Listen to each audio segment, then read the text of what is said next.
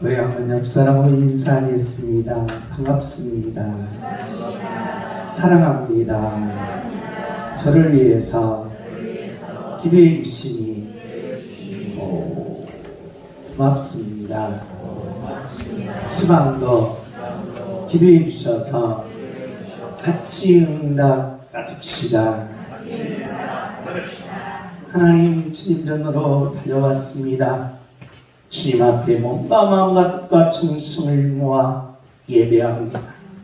주여, 나의 예배를 받아 주옵소서. 나의 간절한 예배가 하늘문이 열리며 나의 정성스러운 예배가 이 시간에 내 기도, 내 가정의 기도, 내 자녀의 기도가 응답받는 축복의 예배가 되게 하여 주옵소서. 그래가 넘치는 귀한 예배가 되시기를 예수님의 이름으로 축복합니다. 아멘.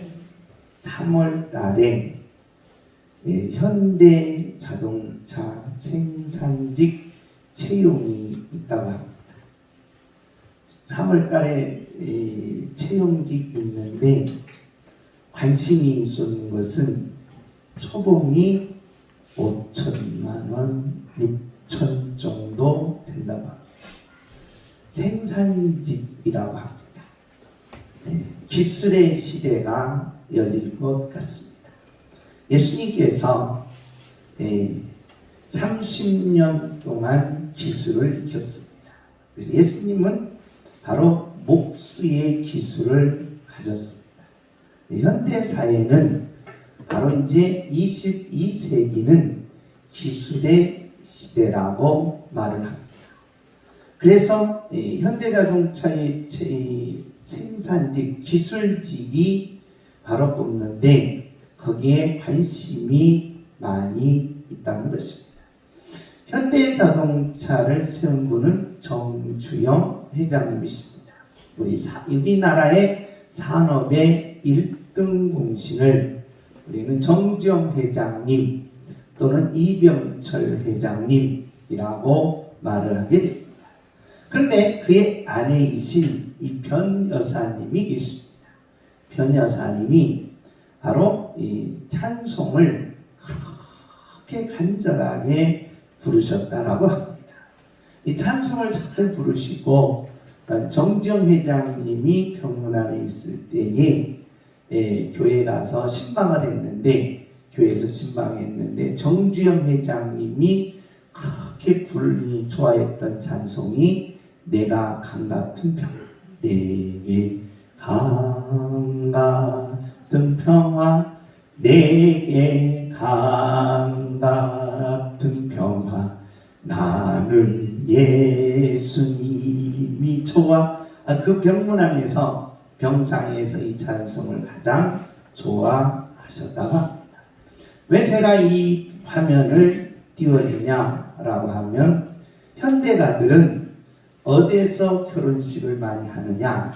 이 정동교회에서 많이 한다고 합니다.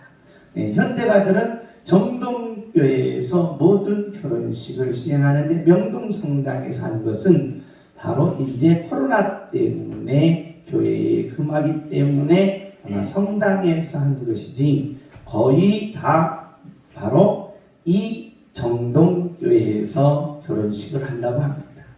참으로 멋진 결혼식입니다. 대단하지요? 우리가 곳곳에서 우리 기독교인들이 바로 많은 역할을 하고 있습니다. 기업 중에서도 많고 또한 대학교에서는 총장님들이 바로 70%가 기독교를 가지고 있습니다.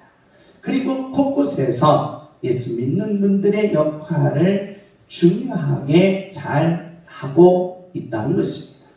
정동교회는 아펜젤러 목사님이 세우셨습니다. 그리고 최초로 서양식 건물을 쓰면서 바로 파이프 오르간을 가졌습니다. 그런데 놀라운 사실은 이 정동교회 파이프 오르간은 꼭 밑에 파이프 오르간은 지하실을 타야 된다고 합니다. 근데 그 지하에서 바로 독립선언문이 작성이 되게 되었다는 것입니다. 그렇기 때문에 교회와 기업, 교회와 사회, 교회의 가정은 이렇게 뗄래야 뗄 수 없는 바로 연관관계로 갈 때에 저와 여러분이 하늘의 축복을 받게 되는 줄 믿습니다. 그렇기 때문에 교회와 사회, 교회와 기업, 교회와 가정이 서로 연관관계가 있어야 한다는 것입니다. 이런 좋은 관계로 여러분의 가정에, 여러분의 기업에 하늘의 축복이 마시기를 예수님의 이름으로 축복합니다. 축복합시다. 하늘의 축복을 내게 내려 주옵소서. 주여! 하늘의 축복을 내게 내려 주옵소서. 하늘의 축복이 내 가정에 내려 주옵소서. 주여! 하늘의 축복을 내 가정에 내려 주옵소서. 아멘. 현대는 지금 바로 세계적으로 자동차의 전기차 4위를 달리고 있습니다. 멋지지 않습니까? 꼭 제가 결혼식을 현대는 교회에서 했기 때문에 복받았다 라고 하면 미신이겠지요. 그러나 저와 여러분이 교회와 사회, 막스 웨버는 바로 예수 믿는 사람들이 왜 복받을까? 그리고 예수 믿는 나라가 왜 복받을까? 이 자본주의 사회의 역사를 이렇게 표현한다는 것입니다. 제가 교회에서 결혼식 가면 복받는다 라고 하면 미신이겠지요. 예수 믿는 사람들이 복받는다 하면 예수 안 믿는 사람들의 복받은 걸 제시하겠지요. 그러나 저와 여러분이 이 땅에 살면서 이 영광관계는 참으로 중요하다는 것입니다. 그러기에 교회와 기업, 교회와 가정, 교회와 사회는 이 연관관계를 통한 하늘의 복을 끌어내리는 축복이 있음을 아멘하시고 내 가정에 축복을 부어 주옵소서. 내 자녀들에게 축복을 부어 주옵소서. 늘 교회에 연관시킨 하나님의 자녀가 되시기를 예수님의 이름으로 축복합니다. 하늘의 복을 내 가정에 부어 주옵소서. 주여! 하늘의 복을 내 가정에 부어 주옵소서. 아멘. 우리는 바로 하나님을 만나라는 것입니다. 우리가 교회에 오는 목적은 한 가지입니다. 복받기 위해서 오는 것도 아니요, 윤리적으로 도덕적으로 바로 우리가 살기 위한 것도 아니라는 것입니다. 때로는 병을 고치기 위해서 교회에 오는 것도 아니라 오직 교회에 오는 목적 한 가지라는 겁니다. 하나님을 만나라는 것입니다.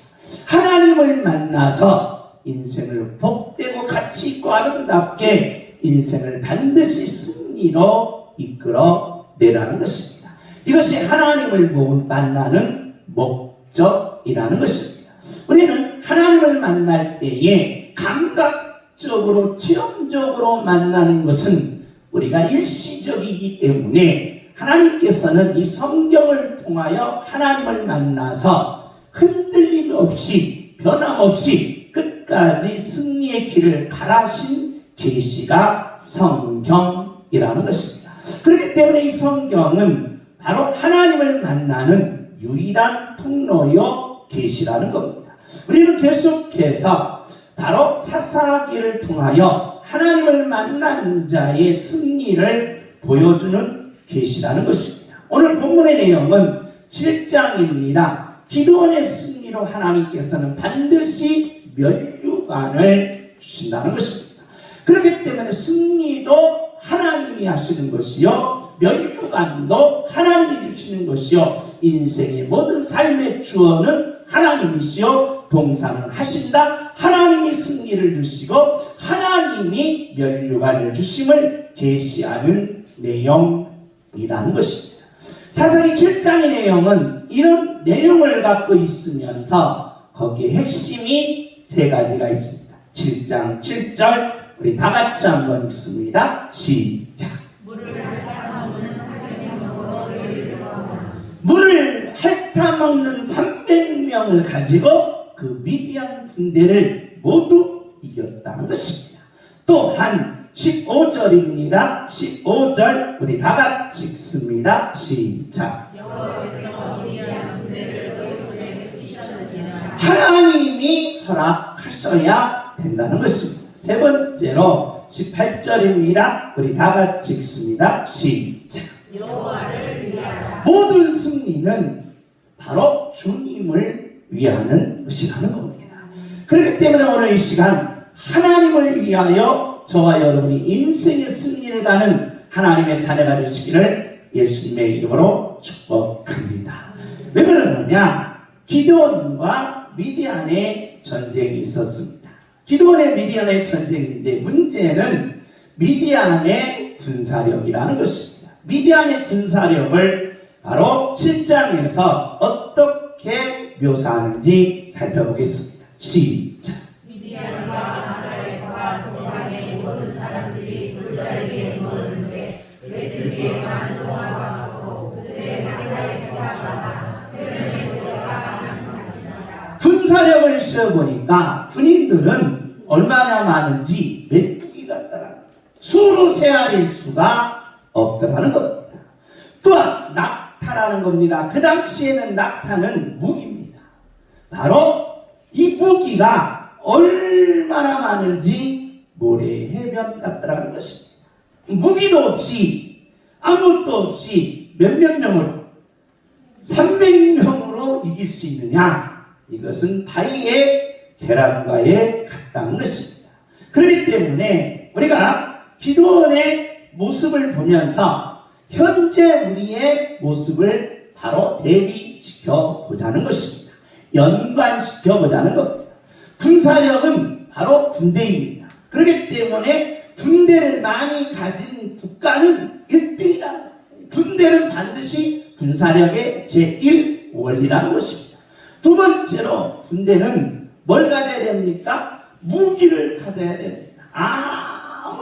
아무리 작대기 들고 나가봤자 소용없다는 겁니다. 총 앞에는 바로 견딜 것이 없습니다. 총보다 더 무거운 것이 뭐겠습니까? 대포겠지요. 대포보다 더 무서운 것이 뭐겠습니까? 미사일이겠지요.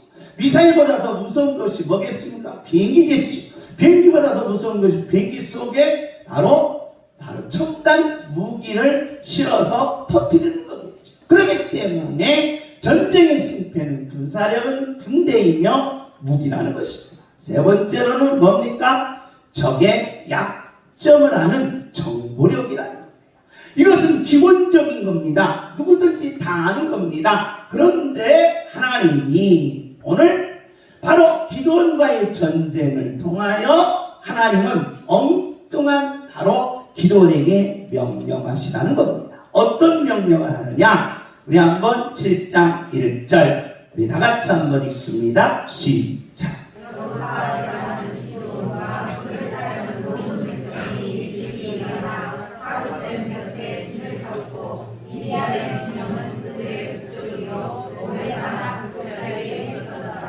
미디안 군대가 메뚜기같이 많은 군대들이 모래알같이 많은 첨단 무기를 가지고 침범해 왔다는 것입니다. 그러면 우리는 뭘 모아야 돼요? 우리도 군사를 모아야 된다는 겁니다.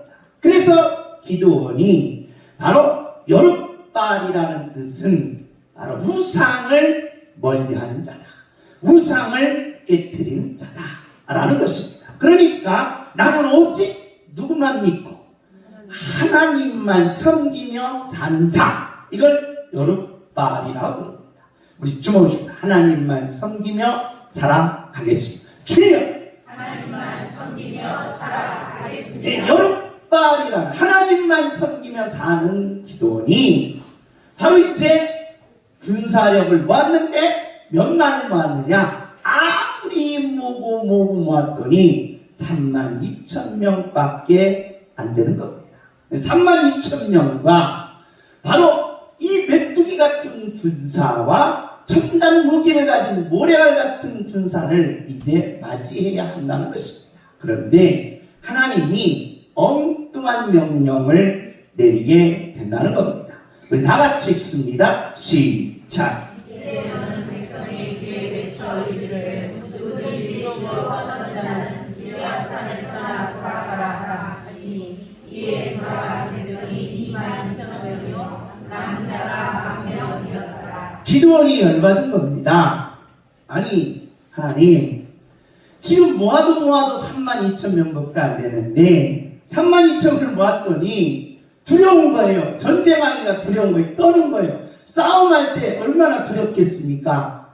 우리 월남전에 참여했던 이 목사님을 들어보니까 딱 전쟁에 딱 월남전에 참여한 한국군들이 많은 죽음을 죽은 이유가 있답니다. 전쟁에 딱 나가서 총을 쏴야 되는데 적군의 총이 탁 날려오면 그대로 그냥 고개를 숙인다는 거예요. 그래 총을 쏘는데 이렇게 쏴야 되는데 이렇게 쏜다는 거예요. 고개를. 그러니까 전쟁이 나면 그만큼 두렵다는 거예요. 무섭다는 거예요. 총이 그냥 좀 빗발치는데 무섭다는 거예요. 그러니까 지금 러시아와 우크라이나의 이 전쟁하는데 이 우크라이나 병사가 이 철문에 딱 맞았는데 다행히 위로 지나갔어요. 그런데 철문 뒤가 이렇게 뻥 뚫렸어요. 생각만 해도 끔찍해. 무서워. 그래 두려워하는 자들을 다 돌려보내라고. 기가 막힌 소리죠.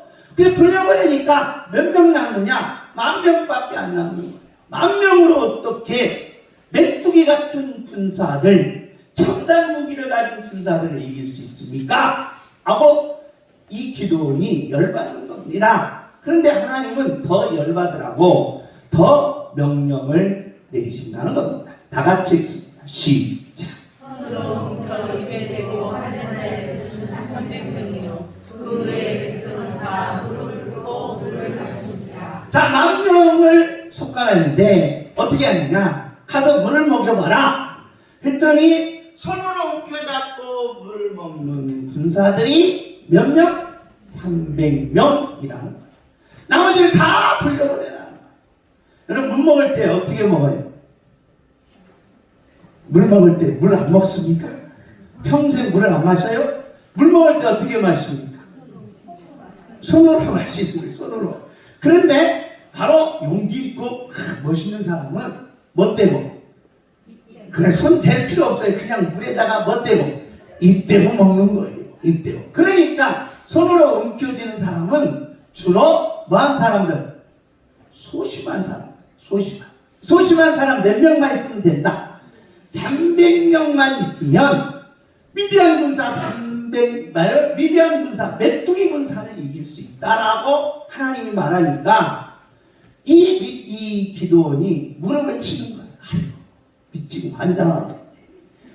군사력도 적은 데다가 무기도 없는 데다가 300명 가지고 어떻게 메뚜기 같은 군사력, 첨단 무기를 가진 군사력을 이길 수 있습니까? 라고 하면서 가슴을 친 거예요. 이길 수 있어요? 없어요? 없다는 거예요. 절대 불가능하다는 거예요. 불가능한 걸 왜 하나님은 하라고 하냐? 불가능한 일을 왜 하나님은 명령하시냐? 도저히 불가능, 상식적으로 이해가 안 되는, 군사력으로도 이해가 안 되는 하나님의 명령을 왜 300명만 남겨놓고 전쟁을 하라고 하니까 기도원이 가슴을 치면서 답답함을 호소한다는 것입니다. 문제는 우리 다같이 바로 하나님께서 300명을 가지고 이 미디안 때를 이길 수 있을까? 없을까? 이길 수 있을까요? 없을까요? 이길 수 있을까요? 없을까요? 없다는 거예요. 불가능하다는 거예요. 불가능한 일을 하나님이 시켰다는 겁니다. 그러니 지도자인 기도원 입장에서는 얼마나 답답하고 그것을 보는 백성들은 얼마나 답답하겠습니까? 그런데 이것은 뭐였다는 거예요? 계시였다는 겁니다. 계시. 그래서 성경은 하나님의 뭐다? 계시다. 불가능한 일을 하나님이 계시하는 겁니다. 계시하는 이유가 뭡니까? 우리가 전쟁은 지금 뭐라는 거예요? 세상이라는 거예요. 세상. 힘들고 고달픈 세상을 우리가 어떻게 이길 수 있을까? 이겨낼 수 있을까? 그러니까 세상은 지금 뭐와 같다느냐? 메뚜기와 같다는 겁니다. 어마어마한 일들이 일어나요.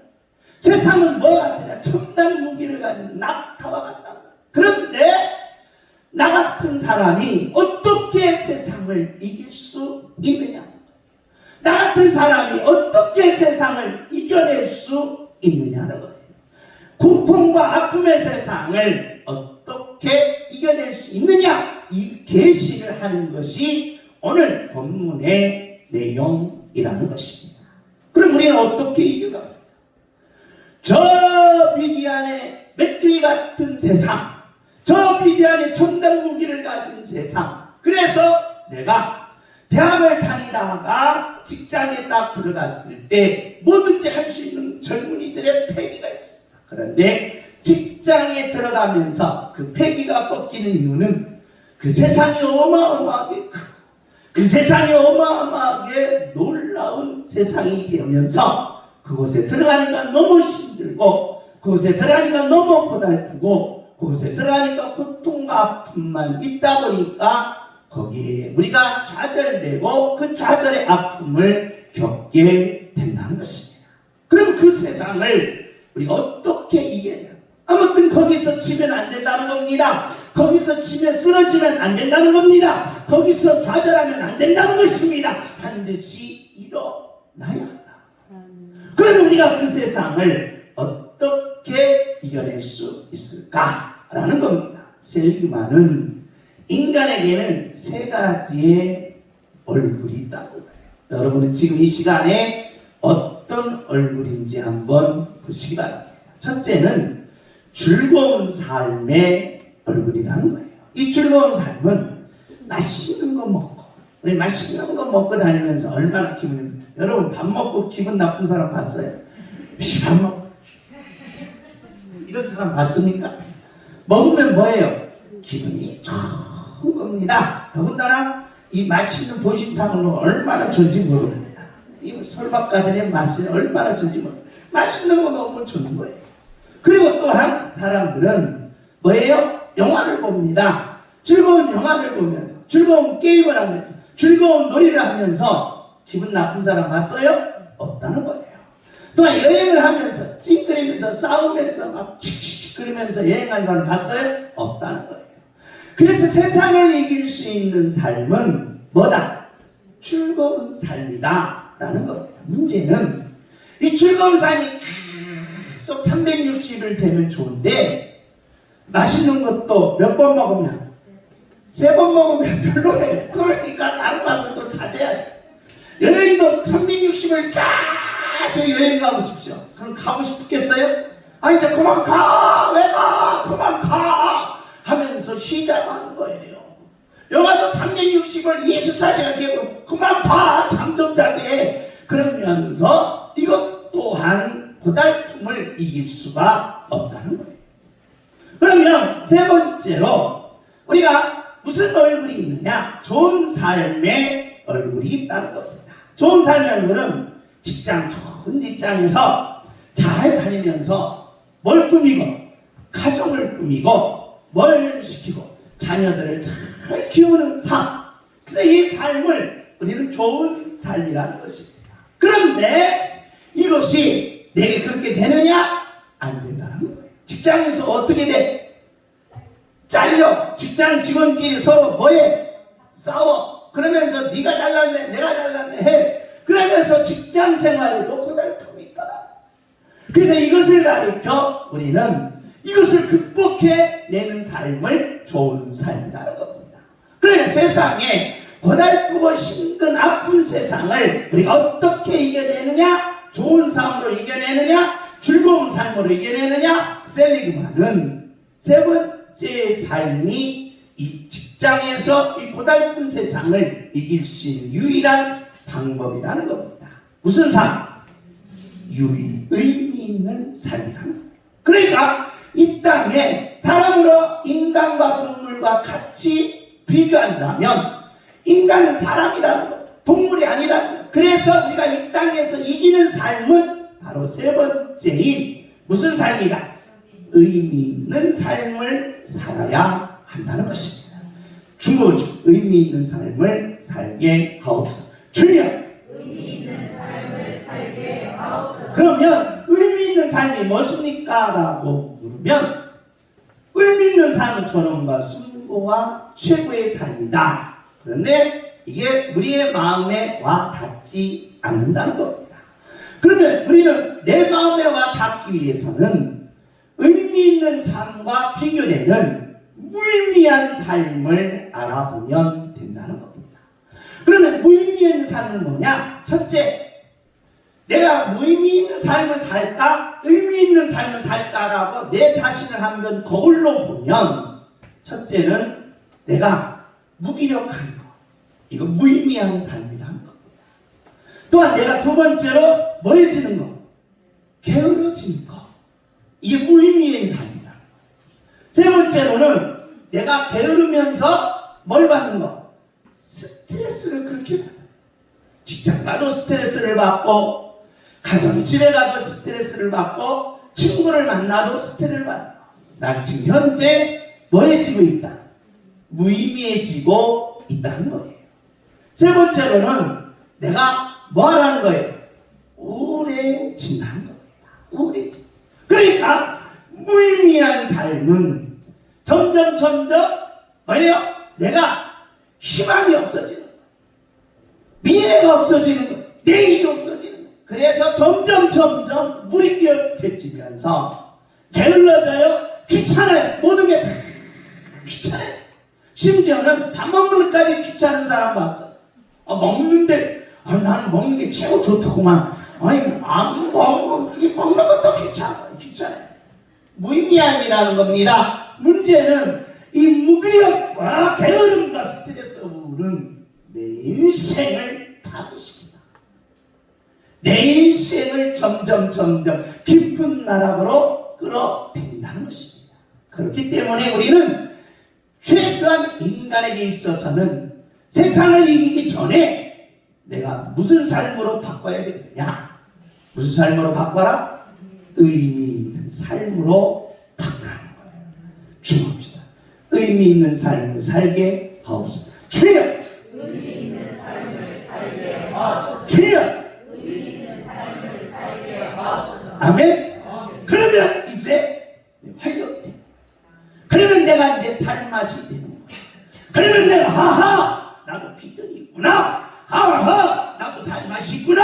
아하! 직장 가서 나도 멋지게 승리할 수 있구나. 아하! 나도 내일을 향하여 달릴 수 있구나. 라는 마음이 바꿔진다는 것입니다. 이것이 바로 의미 있는 삶이라는 거예요. 하나님은 오늘 미디안과 전쟁을 통하여 계시하기를, 야, 너희들이 의미의 삶을 가진 자가 그 거대한 누구를 이길 수 있다? 미디안을 이길 수 있다는 거예요. 모래와 같은 그 많은 군사가 낙타와 같은 그 첨단 기술을 가져도 의미 있는 삶을 가진 자는 미디안을 이길 수 있는 능력이 있다는 것입니다. 이걸 지금 하나님이 바로 사사기 7장에서 우리들에게 계시한다는 것입니다. 직장 생활을 고달프십니까? 사업하면서 힘드십니까? 인생을 살면서 여러 가지 괴롭습니까?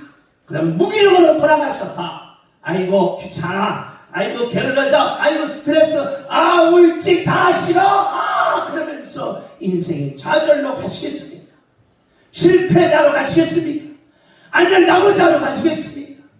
그래서 인생에 바로 고통과 아픔을 그대로 안고 하면서 남모르는 괴로움 속에서 인생의 실패자가 남는 것이 아니라 나는 반드시 의미의 삶으로 일어나리라, 승리하리라, 이겨내리라, 하나님의 역사를 끌어내리라, 하늘의 축복을 내게 부어 주옵소서.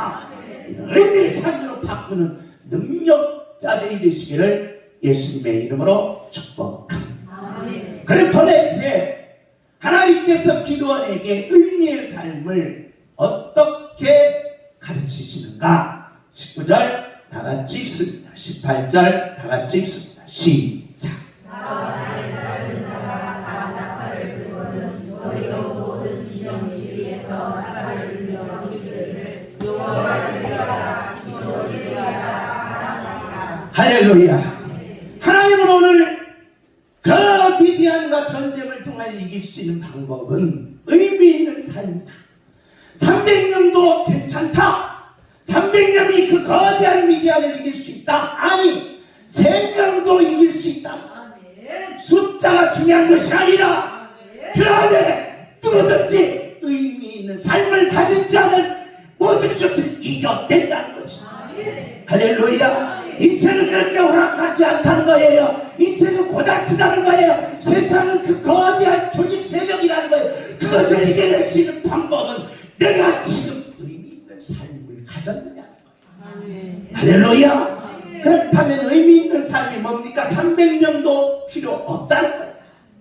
그런데 하나님은 300명으로 그걸 가졌는데 300명에게 의미 있는 삶을 준 거예요. 어떤 의미 있는 삶이냐? 의미란 위하여의 삶이라. 할렐루야.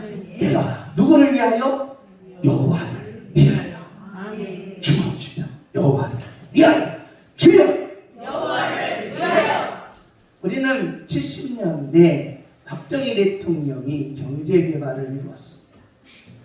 박정희 대통령이 새마을운동하면서 정말 백성들이 잘 사는 게 뭘까?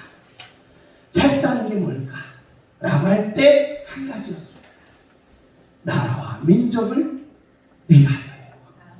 할렐루야. 그랬더니 백성들이 마음이 모아진 거예요. 마음이 모아져서 다 무슨 운동에 참여한 거예요?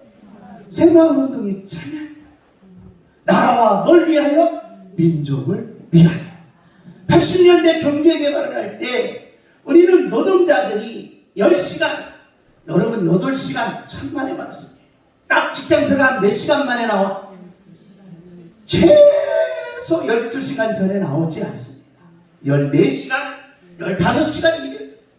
노동자들. 그래서 노동자들은 가슴속에 뭐가 있었어요?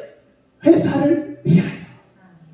회사가 잘 살면, 회사가 잘 되면 내 봉급도 뭐하고 올라가고 내 직급도 뭐하고 올라갈 것이다. 그래서 회사를 위하여. 나라가 풍성해지면 우리가 잘 살 것이다. 이렇게 배고프지 않을 것이다. 나라를 위하여, 회사를 위하여. 이 경제가 살아간다. 위하여의 삶은 이토록 놀라운 기적을 만들어 내더라고. 근데 오늘 하나님은 너희들이 국가를 위하여 했을 때, 너희들이 회사를 위하여 했을 때 그 이전에 먼저 누구를 위하여? 여호와를 위하라. 주목입니다. 모든 삶은 누구를 위하여? 여호와를 위하여. 주여 여호와를 위하여. 주여 여호와를 위하여. 할렐루야. 아멘. 스티브 잡스가 모든 것을 다 이루었습니다. 어마어마한 부를 이루었고 어마어마한 명예를 이루었습니다. 암에 걸렸습니다. 이제 죽을 날이 가까워진 겁니다. 세상을 이제 떠나야 되는 거예요. 스티브 잡스의 하루 생활이 어떻게 하냐? 이제 내가 오늘 마지막 날이다 하고 사는 거예요.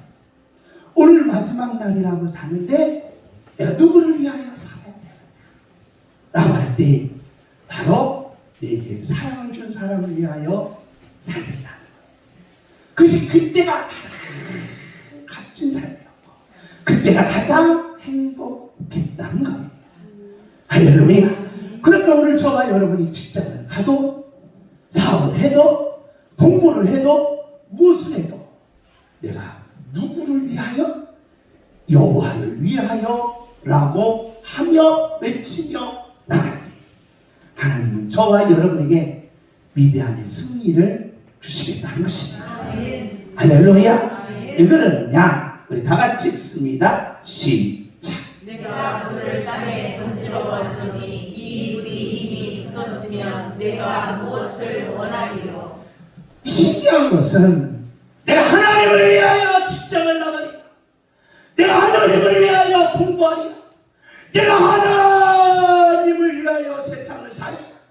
그래서 일하는 것도 기술 배우는 것도 가족생활하는 것도 하나님을 위하여 나는 열심히 뛰는데 이상한 일이 벌어지는 거예요. 무슨 일? 내게 내 가슴에 뭐가 생기는 거예요? 불이 생기는 거예요. 불이 생기는 거예요. 무의미의 삶은 괴로움이 오고 무기력이 오고 우울증이 오고 그리고 도덕적으로 윤리적으로 파괴가 오는데 신기한 것은 하나님을 위하여 사는 사람들의 마음을 보니까 다 뭐가 있어? 불덩어리가 있다는 거예요. 여러분의 마음속에 지금 불이 있습니까? 꺼지지 않는 불이 타오릅니까? 하나님을 위합니다. 하나님을 위하는 삶은 승리합니다. 거대한 미디안을 때려 부숩니다. 거대한 분사력을 밀어 붙입니다. 그래서 하나님을 위하는 자들의 삶은 그 속에 뭐가 있더라? 불이 있더라.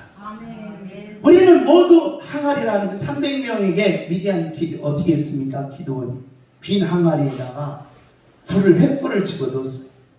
그리고 나팔 하나 들고 전쟁터에 나가는 거예요. 이런 전쟁 봤습니까?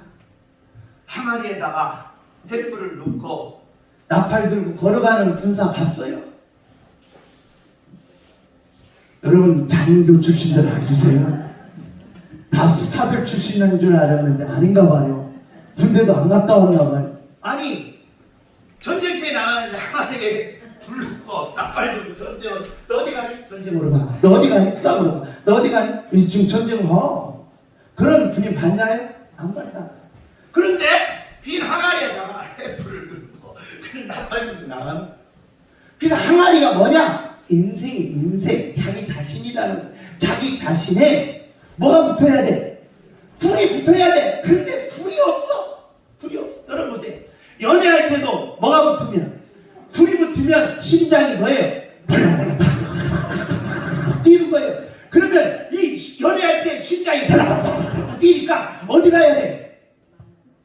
심장외과 가야 되는 거예요. 심장외과 가서 의사 선생님 나 지금 막 심장이 뛰는 그런 병신 봤어요? 그 병신이야. 지금 데이트 하는데 심장이 벌렁벌렁 뛰는데 심장외과 가서 나 지금 죽게 생긴 그런 병신 없어요. 근데 신기한 것은 왜 연애하는데 막 심장이 벌렁벌렁 뜁니까? 불부터. 여러분 기업하는데 내 심장이 벌렁벌렁 뛰는 거예요. 그럼 심장까지 가요? 안 천만에 봤어요. 아하, 내 기업이 와구나. 성공하구나.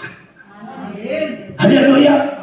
내 가정에 들어가는데 내 자녀들 보면 심장이 벌렁벌렁 뛰는 거예요. 아니 내 죽을라니 다 됐네. 내일 죽을까? 그런 병신 아버지 봤어요? 아니에요. 아하, 내 자녀들이 왔구나. 잘 됐나. 이곳에 불이 붙어 있어야 돼.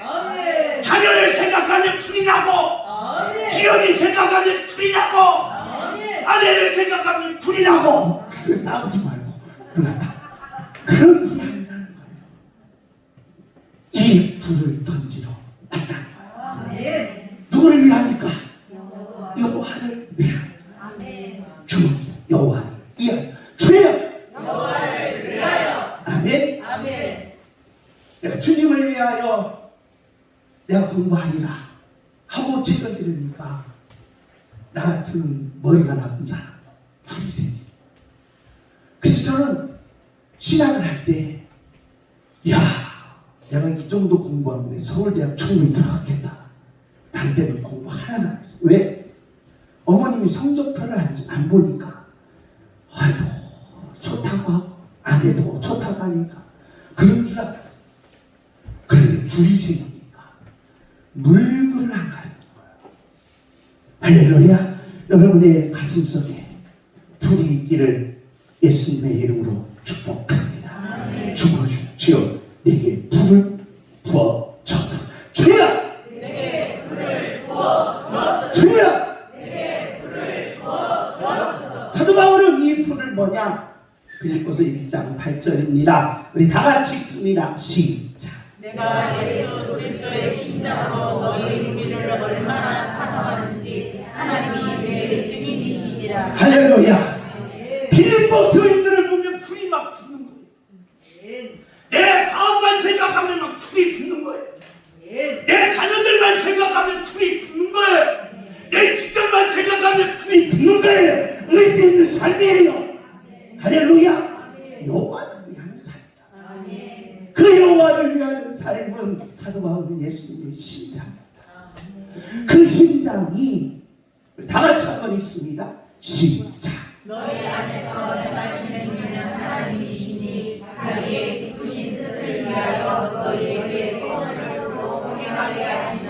할렐루야. 아멘. 뭐가 생기는 거예요? 소원이 생겨요. 아멘. 그래서 의미 있는 삶은 300명 아니 3명만 있어도 아멘. 이 나라를 뒤집을 수 있다는 거예요. 아멘. 이 민족을 일으킬 수 있다는 거예요. 한국교회를 일으킬 수 있다는 거예요.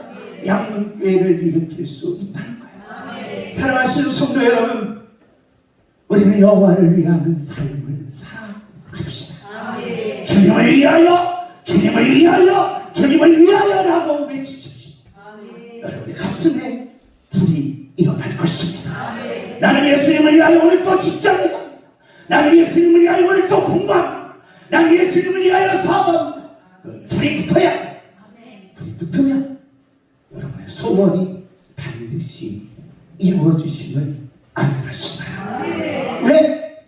내게 능력 주시는 자 안에서 내가 모든 것을 할 수 있기 때문입니다.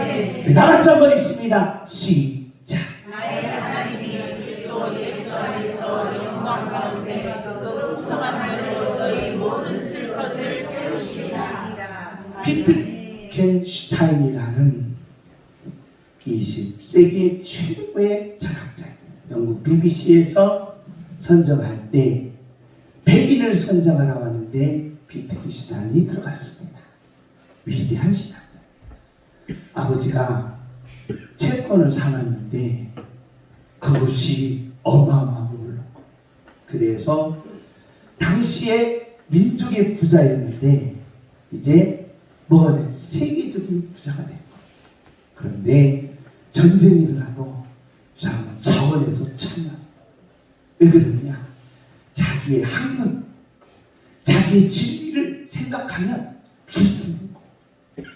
그래서 그 엄청난 재산도 다 포기하고 거기에 전쟁을 통해서 매진해 가요. 제일 성공자 있어서 막 죽기 위해 싸우는데 사는 거예요. 제일 앞에 가서 그냥 싸우는데 살아. 왜 그래? 이 의미의 삶은 한 사람만 있어요. 1차 대전, 2차 대전은 승리를 이끈다는 거예요.